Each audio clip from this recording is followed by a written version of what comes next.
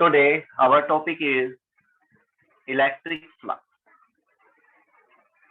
After electric potential energy उसका आपने numerical भी किया था। उसके बाद जो हमारा आर्टिकल होगा वो होगा इलेक्ट्रिक फ्लक्स और साथ में आप इसके और साथ में आप इसके गॉस थ्योरम भी पढ़े। Gauss theorem, okay. तो इलेक्ट्रिक फ्लक्स क्या होता है?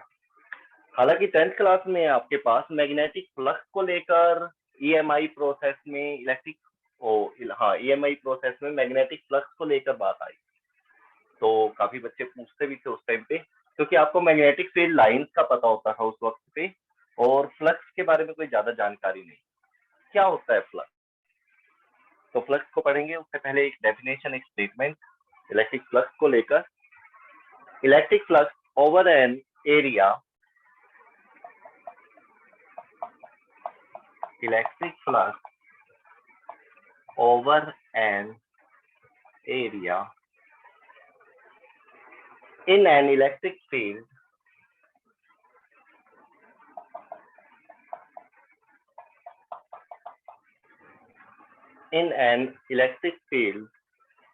is a measure of the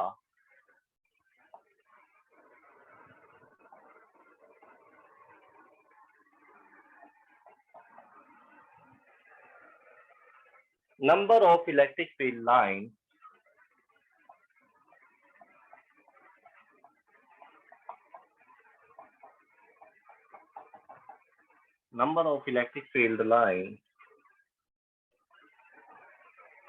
crossing this area,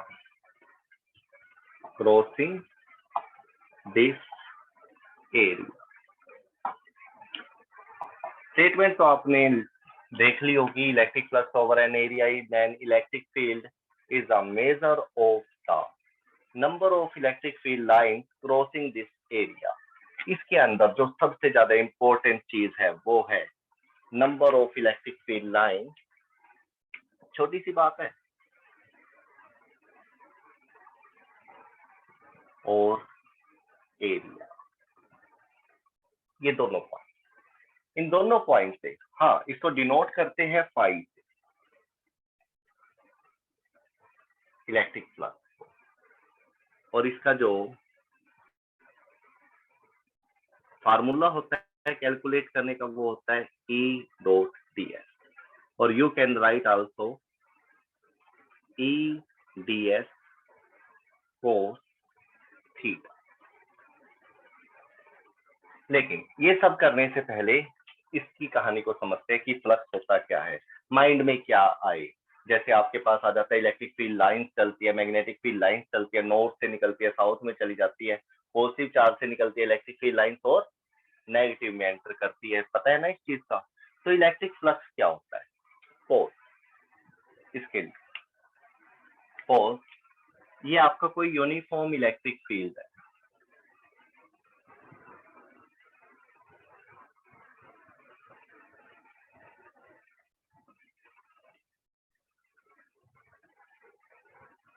क्या है ये?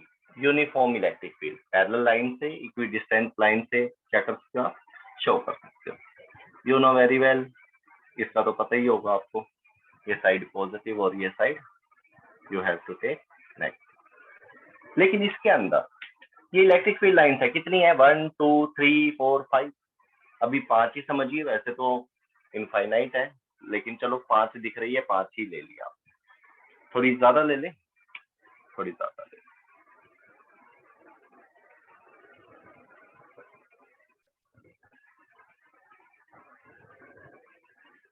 ठीक है, अब कितनी हो गई? 1 2 3 4 5 6 7 8 9, टोटल 9 हो गई। आपने क्या करा, इसके सामने कोई सरफेस रख दिया। क्या रख दिया? सरफेस। ये लो यहां पर रख दिया।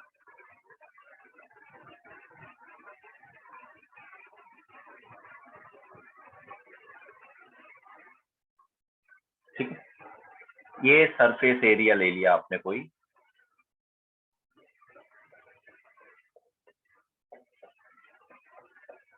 अब ये सारी लाइनें क्या इसमें से क्रॉस कर रही है, ठीक है। ये सरफेस ले लिया आपने, इस सरफेस का नाम दे दिया आपने एस। इलेक्ट्रिक फील्ड है, इलेक्ट्रिक फील्ड को you have to give the name of this electric field E, ये एस हो गया। सरफेस और एरिया ये क्या होता है, स्केलर क्वांटिटी। क्या होता है ये, स्केलर क्वांटिटी, मतलब इसकी डायरेक्शन नहीं होती, but in formula you have to take this is in vector quantity. इसको वेक्टर में लिया गया है, देखो सरफेस का, यानी कि इसका छोटा सा पार्ट आप कंसीडर कर लीजिए, यहाँ पर छोटा सा पार्ट कंसीडर कर लीजिए इसका, ये लो यहाँ पे कर लिया, स्मॉल पार्ट ले लिया आपने ds, ठीक है। लेकिन ये s क्या है, स्केलर क्वांटिटी। और डेफिनेशन के ऊपर आ जाए तो electric field lines crossing this area, जो ये इलेक्ट्रिक फील्ड लाइंस कितना एरिया को क्रॉस कर रही है उसके साथ मल्टीप्लाई कर दीजिए, वो प्लस हो जाएगा। यही डेफिनेशन में लिखा हुआ है, number of electric field line crossing this area. सारी से मतलब नहीं है, आप इसको छोटा कर लीजिए। ये देखिए मैंने इसका साइज कम कर दिया, 9 की 9 इसमें से लाइन क्रॉस नहीं कर रही है आप, ठीक है। कितनी कर रही है, कम कर रही है 9, लेकिन बाकी लाइंस जो बाहर से जा रही है जाने दो उसको, लेकिन जो इसको क्रॉस करके जा रही है you have to count these electric field line. यानी कि सही फार्मूला देखा जाए तो यहाँ पे ई की बजाय आप ई एन लगाइए। What is the meaning of E N, कि टोटल इलेक्ट्रिक फील्ड ई था हमारा, बट जो क्रॉस करा वो कितना इलेक्ट्रिक फील्ड था, ओनली ई एन वेक्टर। सही तो ये मीनिंग है, बुक में शायद ना दे रखो, सारा नहीं लेना, जितनी लाइनें क्रॉस कर रखी है वो number of electric field line लेंगे, ठीक है।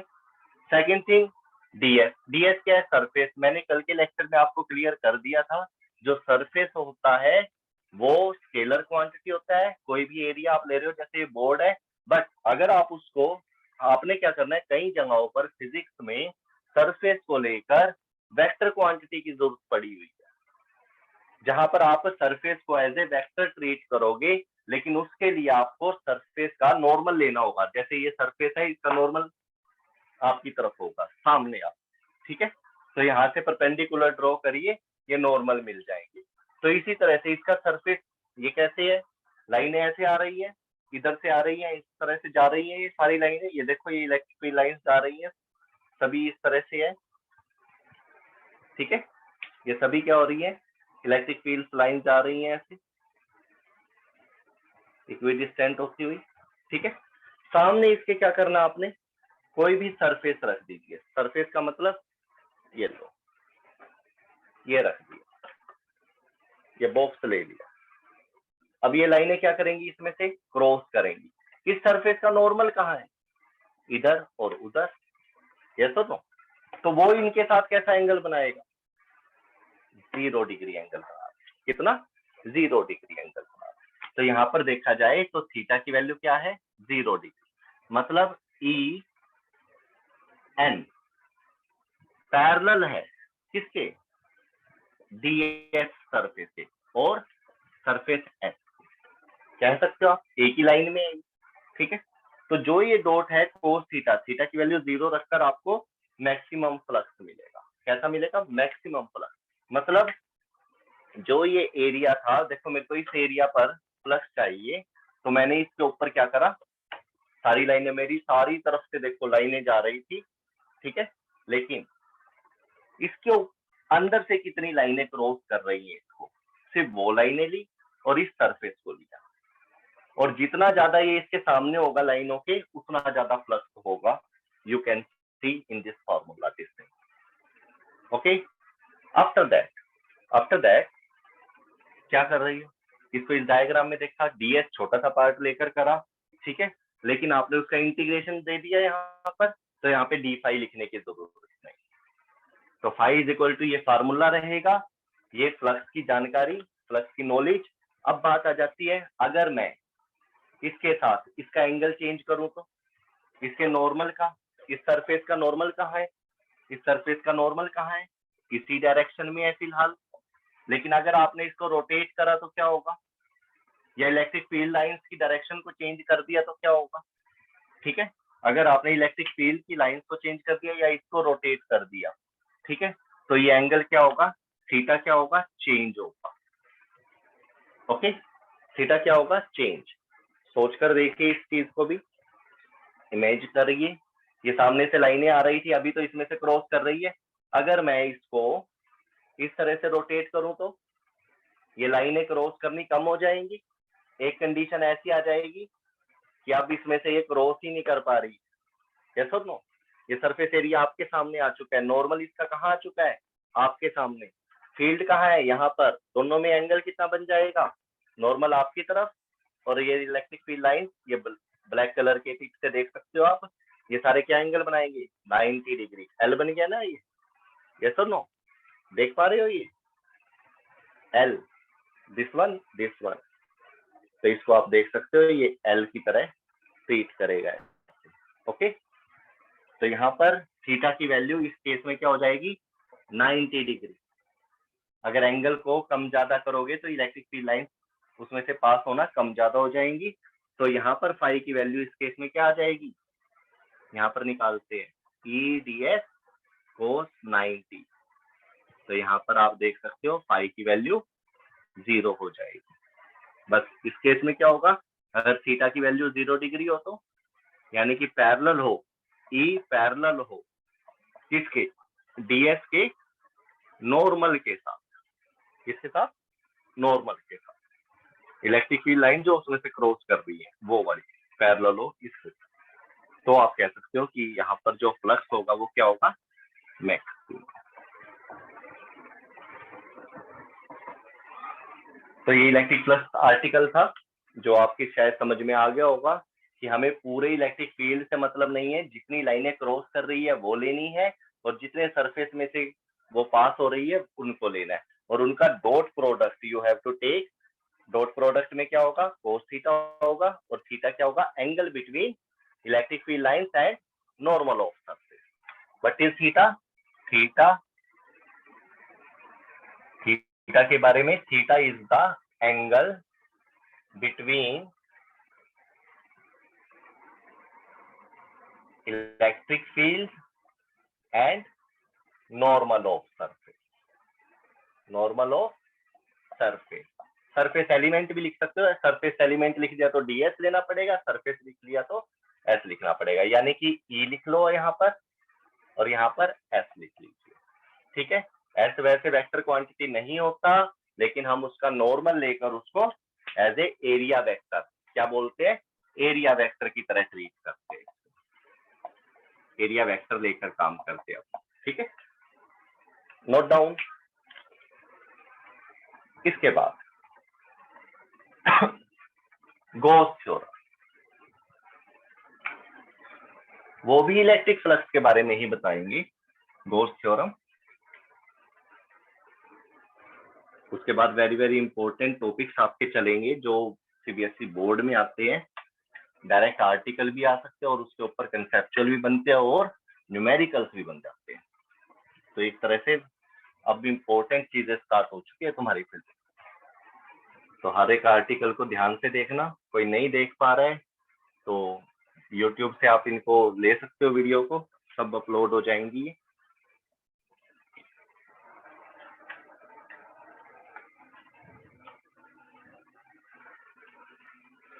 ओके, गॉस और गॉस लॉ इन इलेक्ट्रोस्टैटिक्स किस तरह से लिख लीजिए, गॉस लॉ इन इलेक्ट्रोस्टैटिक, क्योंकि ये मैग्नेटिज्म में भी आएगा, लेकिन हम किसके लिए पढ़ रहे हैं, इलेक्ट्रोस्टैटिक्स के लिए पढ़ रहे हैं। ठीक है, चार्जेस एट रेस्ट के लिए आप पढ़ रहे हो, तो you have to write in this way. Okay, क्या होता है गॉस लॉ, इसने क्या कहा, phi is equal to Q upon epsilon naught, ये फॉर्मूला दे दिया इलेक्ट्रिक फ्लक्स के लिए, इलेक्ट्रिक फ्लक्स के लिए यूनिट चाहिए, यूनिट आप इसके जनरल फॉर्मूले से निकालो।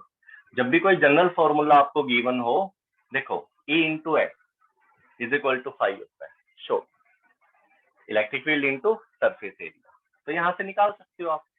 Newton per Coulomb is the unit of electric field, और सरफेस एरिया की क्या होती है, मीटर स्क्वायर। न्यूटन के क्या होते हैं, कूलम, मीटर पर second square. Coulomb inverse, coulomb inverse क्या होता है, कूलम इनवर्स ही रखो इसको, इनटू में मीटर स्क्वायर, क्या जाएगा, कूलम मीटर क्यूब पर second square coulomb. This is the unit. और अगर आप डायमेंशन बनाना चाहते हो इसकी, तो क्या बनाओगे, time into charge. Coulomb charge होता है, चार्ज की होती है TA। चार्ज का फार्मूला क्या होता है, IT, 10th क्लास में पढ़ा था आपने। चार्ज इज इक्वल टू आई के क्या होते हैं, डायमेंशन या यूनिट, एम्पियर। डायमेंशन भी इसकी एम्पियर ही होती है। टाइम के लिए सेकंड। अगर आप डायमेंशन बनाना चाहते हो A, सेकंड के लिए क्या हो जाएगी T। देखो ये यूनिट हो गया और ये डायमेंशन हो गया। तो यहाँ पे पुट कर सकते हो आप इनकी डायमेंशन। ये कूलम के लिए डायमेंशन हो गया इसका, तो ML3 T-2, और क्योंकि इसकी पावर -1 है तो TA की पावर भी -1 हो जाए। तो TT यहाँ से देखिए ML3 T-3 A inverse, this is the dimension of flux. Unit चाहिए तो यूनिट ये बन गया, ठीक है। This is unit of flux, this is dimension of flux. Okay, note कर लीजिए। इस तरह से आप किसी भी फार्मूले की जनरल फॉर्मूला लीजिए, जनरल फॉर्मूले में जो वैल्यू गिवन है उनकी डायमेंशन पुट करिए, नहीं है तो उसका भी जनरल फॉर्मूला लेकर डायमेंशन पुट कर लीजिए। जैसे फाई इज इक्वल टू ई की डायमेंशन नहीं आती आपको, लेकिन फार्मूला तो पता है ना, फोर्स इन अपॉन में चार्ज होता है, force per unit charge into S. तो ऐसे लेकर कर लीजिए, ठीक है। ये चार्ज की मैंने देखो आपको बताई दी है यूनिट और डायमेंशन।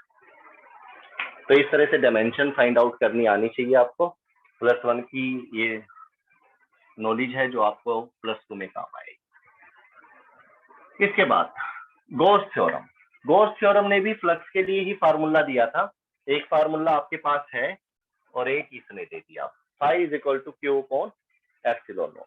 बट इसको करने से पहले आप इसकी स्टेटमेंट लिखिए, the surface integral of electrostatic field.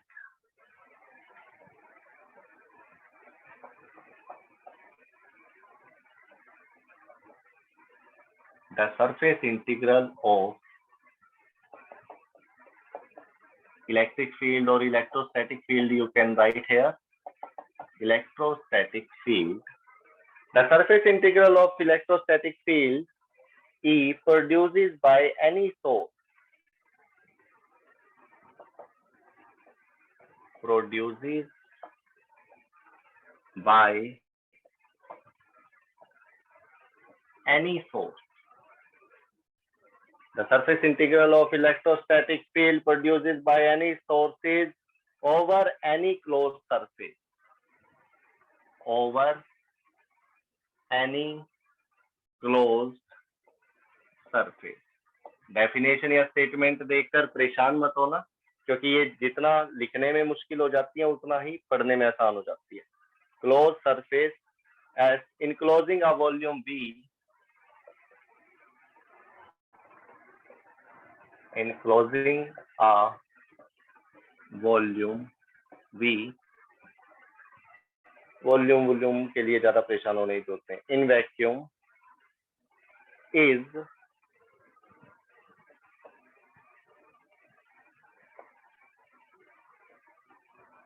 One upon epsilon naught time of the 1 upon epsilon naught times of the total charge contained inside S.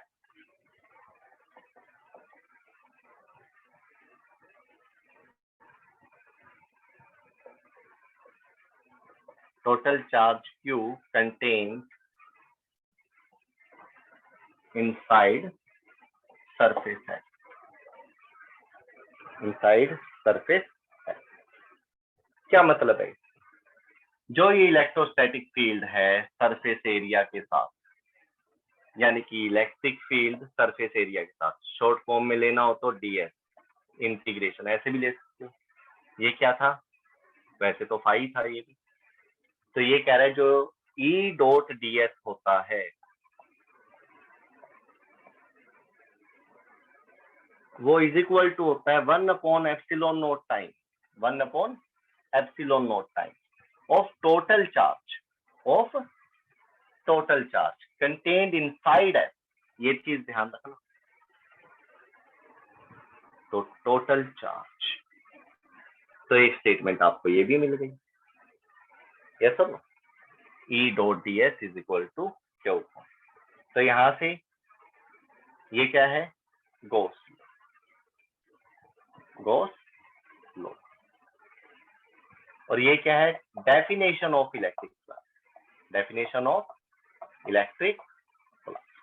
तो दोनों चीजें अलग अलग, एक फाई की value E dot D S से निकाल रहा है, एक ई डॉट डी एस की value Q upon epsilon naught से निकाल।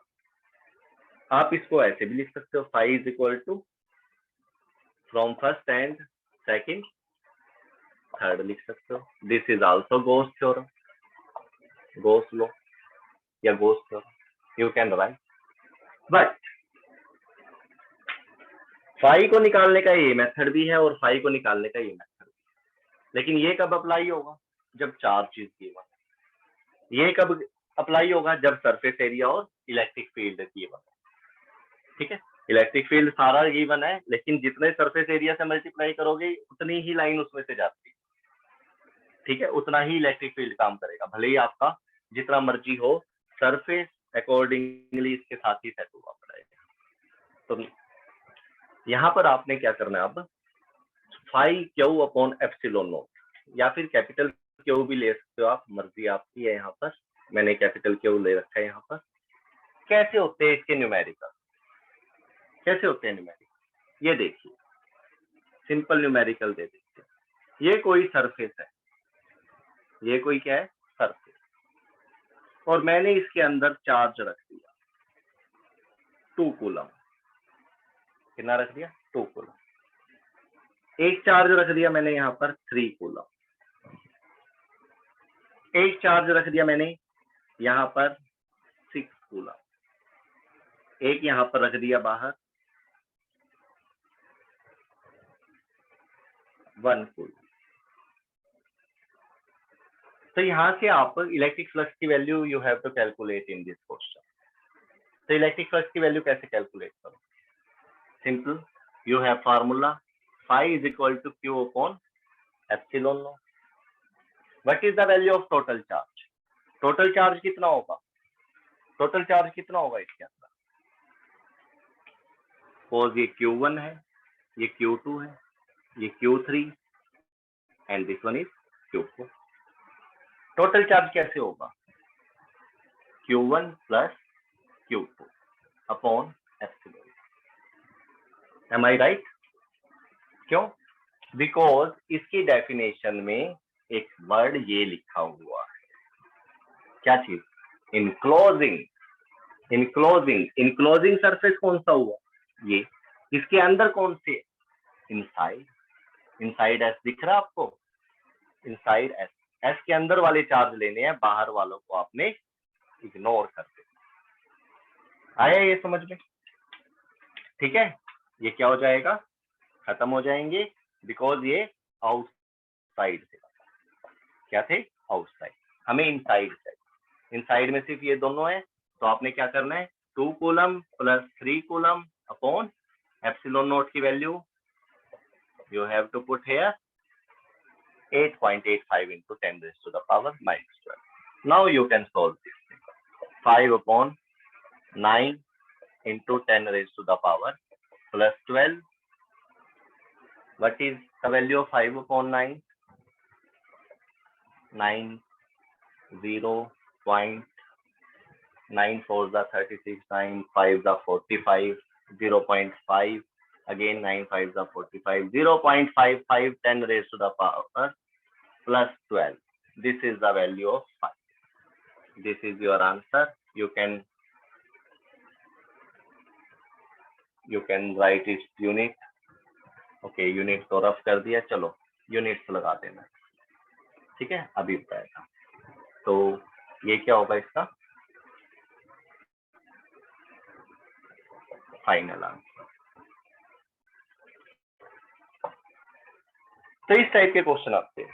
सरफेस के ऊपर हो तो सपोज कोई चार्ज सरफेस के ऊपर है, एक क्वेश्चन आ जाता है इस तरह का भी। सपोज यहाँ पर लिख दिया 2 कूलम है सरफेस के ऊपर, तो क्या करेंगे, इसको लेंगे या छोड़ देंगे? This is Q5। तो इसको भी क्या करना है, इग्नोर करना है। क्यों?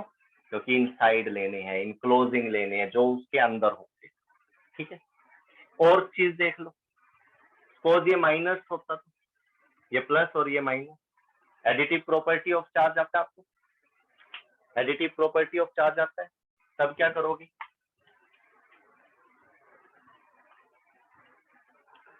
तब क्या करोगे, 2 कूलम -3 कूलम अपॉन एप्सिलॉन लो। अब आ जाएगा -1 coulomb upon 8.85 into 10⁻⁻⁻। In this way you can solve. कर दोगे इसको सॉल्व?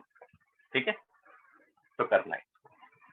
आई होप आपको ये गॉस थ्योरम और इसकी जो ये मैंने फार्मूले को आपको डिस्क्राइब करा है वो समझ में आ गया।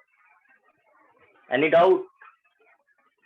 चलो, आफ्टर दैट इलेक्ट्रिक फ्लक्स में जहाँ पे नॉर्मल होगा वहीं से मतलब लाइन क्रॉस करेंगे। नॉर्मल के साथ क्या बेटा, दोबारा बोलिए। मतलब जिस भी डिग्री में होगा फ्लक्स होगा उसी मतलब वहीं से लाइन क्रॉस करेंगे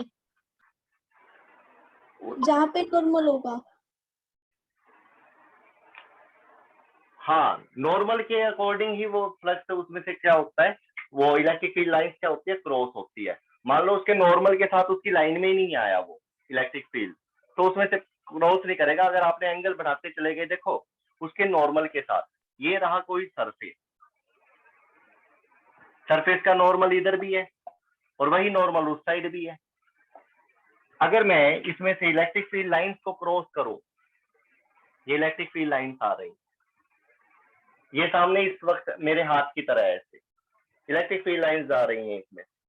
अगर मैंने इस हाथ की पोजीशन को ऐसे कर दिया, तो आपकी तरफ कर दिया, तो अब तो ये इसमें से क्रॉस ही नहीं कर पाई। ये देखो इसका नॉर्मल के साथ कितना एंगल बन रहा है, इसका नॉर्मल भी इसका उस तरफ और इलेक्ट्रिक फील्ड भी उस तरफ, दोनों में 0 डिग्री एंगल बन रहा है। तो जब 0 डिग्री एंगल बन रहा होगा तो क्या होगा, ज्यादा से ज्यादा इलेक्ट्रिक फील्ड लाइंस उसमें से पास कर सकती है।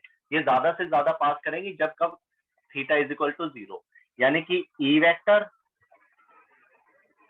डीएस के नॉर्मल, बुक में ये नॉर्मल नहीं लिखते, सिर्फ ऐसे लिखते हैं।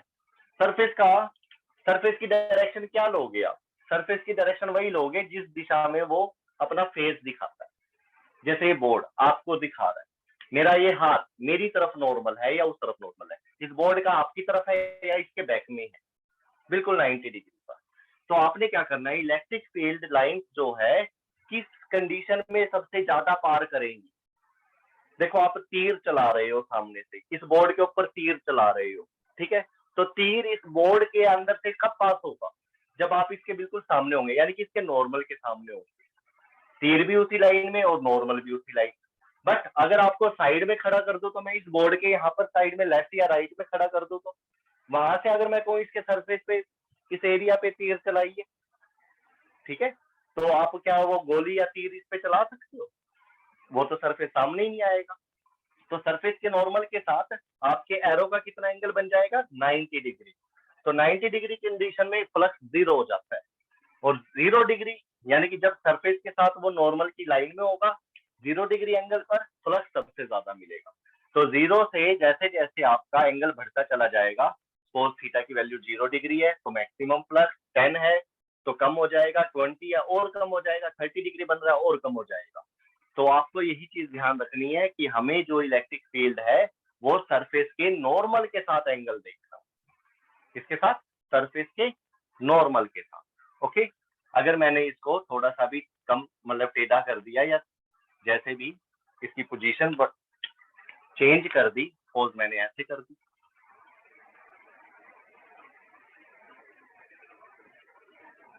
ऐसे कर दी, अब इसका नॉर्मल कहाँ होगा, ऐसे, यस और नो। इलेक्ट्रिक फील्ड कैसे होगा, ऐसे। तो अब इन दोनों में एंगल क्या बनेगा, ये इलेक्ट्रिक फील्ड बन गया, ये नॉर्मल। थीटा की वैल्यू cos 60 डिग्री, तो आपको ये 60 डिग्री लगाना पड़ेगा किसमें, EDS cos 60 डिग्री, ठीक है। और उसके बाद इंटीग्रेशन, ये आपको फ्लक्स की वैल्यू ऐसे देगा। ओके, चलो, आया ये कंसेप्ट समझ में? Yes sir. ओके, चलो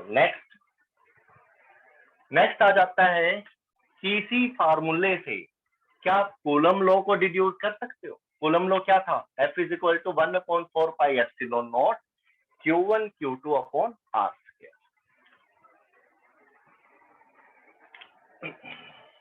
मेरे पास क्या है, phi = Q upon epsilon naught, या फिर फाई = E डॉट ds जो अभी अभी हमने पढ़ा है, या फिर फाई = EDS cos थीटा भी लिख सकते हो आप इसको, ठीक है। या फिर E dot ds = Q upon epsilon. ये सारी चीजों का मतलब एक ही है, अब इसमें कोई डाउट नहीं है। ये सारी चीजें किसको रिप्रेजेंट करती हैं, गॉस लॉ को, या फिर इलेक्ट्रिक फ्लक्स की डेफिनेशन ऑफ इलेक्ट्रिक फ्लक्स। इनका यूज करके you have to deduce Coulomb law,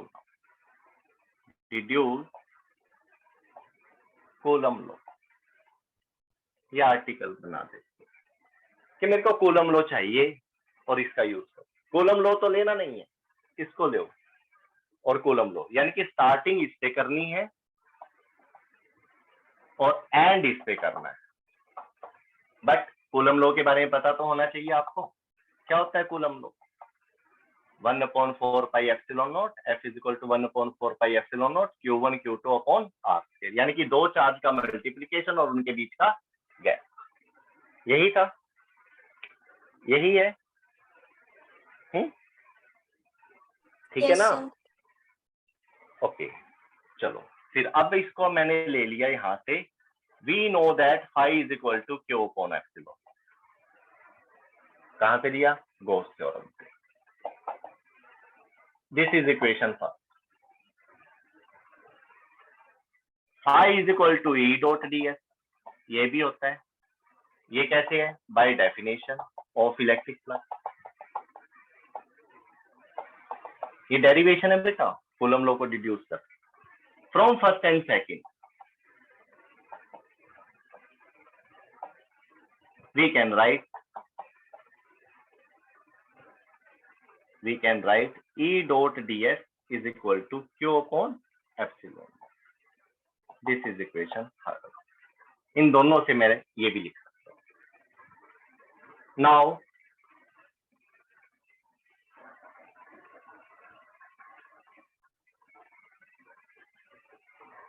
साथ में क्या है, इंटीग्रेशन भी है ना, मैंने यहाँ पर नहीं लगाया इंटीग्रेशन, यहाँ पर नहीं लगाया, ds है ना, तो इंटीग्रेशन लेंगे, इंटीग्रेशन होकर ये s बन जाए। Now remove this dot like E ds cos theta is equal to Q upon epsilon. Theta की value put here, theta is equal to 0 degree, angle E और ds, angle between E and ds क्या लेना है आपने, 0 degree लेना है। मैं अभी से मैथमेटिक्स समझा रहा हूँ, अभी कोई इमेजिनेशन नहीं है, कोई डायग्राम नहीं है, सिर्फ इमेजिनेशन। थीटा की वैल्यू मैक्सिमम, फ्लक्स की वैल्यू मैक्सिमम लेने के लिए मैंने क्या कर दिया, if flux is maximum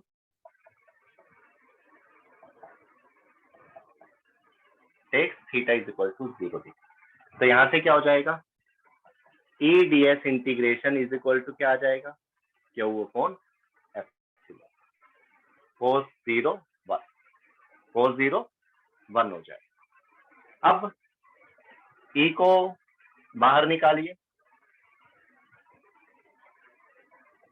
ds का इंटीग्रेशन Q अपॉन एप्सिलॉन, ठीक है, ई का तो नहीं होगा, you know very well A की वैल्यू क्या होती है 1/4 pi epsilon naught Q by R square into DS. DS क्या, अगर मैं कोई स्फीयर ले लूं, स्फीयर जिसका एस 4 पाई आर स्क्वायर इसका सरफेस एरिया होगा, ठीक है, इसके अंदर मैंने ये चार्ज ले लिया क्यू, ये चार्ज क्या करेगा, इलेक्ट्रिक फील्ड लाइंस को चारों तरफ स्प्रेड करेगा, और इसी सरफेस का मैं थोड़ा सा पार्ट कंसीडर कर रहा हूँ डीएस। इसका नॉर्मल कहाँ होगा सरफेस का, वो भी इसी डायरेक्शन में होगा जिस डायरेक्शन में इलेक्ट्रिक फील्ड, तो थीटा की वैल्यू क्या आ जाएगी 0 डिग्री। अगेन एक स्फीयर लिया, उसके सेंटर में क्या कर दिया, चार्ज रख दिया, और चार्ज ने क्या करा, इलेक्ट्रिक फील्ड लाइंस को उसके नॉर्मली वो निकाल लेगा, और सरफेस का नॉर्मल भी उसी डायरेक्शन में, थीटा की वैल्यू क्या हो जाएगी 0 डिग्री। ये डायग्राम आप इसमें बना सकते हो, और इसके बाद क्या होगा, ये सॉरी सरफेस का क्या हो जाएगा, यहाँ से E S Q by epsilon E into S, S की वैल्यू क्या होगी, स्फीयर एस, स्फीयर में surface area 4 pi R square is equal to क्या आ जाएगा, क्यू अपॉन एप्सिलॉन नॉट। तो यहाँ से ई आ जाएगा आपका 1/4 pi epsilon naught Q by R square. Okay, अब ई की वैल्यू क्या होती है, F upon Q naught 1/4 pi epsilon naught Q by R square, cross multiply करिए, ये क्यू नॉट क्यू के साथ चला जाएगा, and you can take the formula for two charges for this is Coulomb. तो यहाँ से आप क्या कर सकते हो, इस तरह का डायग्राम लेकर एक स्फीयर लिया सरफेस एरिया के लिए, ताकि उससे 4 पाई आर